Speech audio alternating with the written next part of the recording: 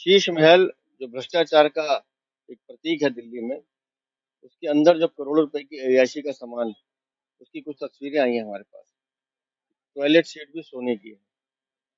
और जनाब, जो वॉश बेसिन यूज करते थे, वो भी सोने का करते थे। और और ये गायब है। और ये पीडब्ल्यूडी की चिट्ठी है 14 नवंबर की। आज हम 20 नवंबर में खड़े हैं।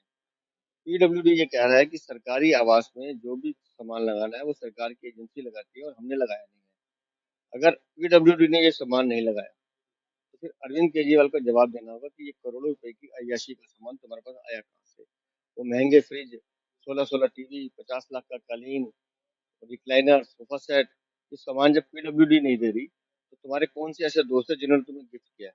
उन दोस्तों के नाम बताओ, या उस दलाली का जो हिस्सा तुम्हें मिला उसका हिसाब दो। कल भारतीय जनता पार्टी के कार्यकर्ता उनके घर जाके इसका हिसाब मांगे। शीश महल जो भ्रष्टाचार का एक प्रतीक है दिल्ली में, उसके अंदर जो करोड़ों रुपए की अय्याशी का सामान, उसकी कुछ तस्वीरें आई हैं हमारे पास। टॉयलेट सीट भी सोने की है।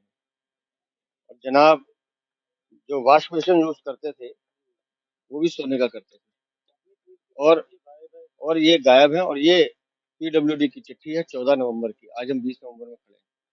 पीडब्ल्यूडी ये कह रहा है कि सरकारी आवास में जो भी सामान लगाना है वो सरकार की एजेंसी लगाती है और हमने लगाया नहीं है। अगर पीडब्ल्यूडी ने ये सामान नहीं लगाया तो फिर अरविंद केजरीवाल को जवाब देना होगा कि ये करोड़ों रुपए की अय्याशी का सामान तुम्हारे पास आया कहाँ से। वो महंगे फ्रिज, 16-16 टीवी, 50 लाख का कालीन, रिक्लाइनर, सोफा सेट, ये सामान जब पीडब्ल्यूडी नहीं दे रही तो तुम्हारे कौन से ऐसे दोस्त है जिन्होंने तुम्हें गिफ्ट किया है?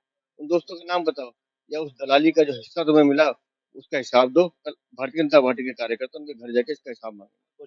शीश महल जो भ्रष्टाचार का एक प्रतीक है दिल्ली में, उसके अंदर जो करोड़ों रुपए की अय्याशी का सामान, उसकी कुछ तस्वीरें आई हैं हमारे पास। टॉयलेट सीट भी सोने की है। और जनाब, जो वॉश बेसिन यूज करते थे, वो भी सोने का करते थे। और और ये गायब है। और ये पीडब्ल्यूडी की चिट्ठी है 14 नवंबर की। आज हम 20 नवंबर में खड़े हैं।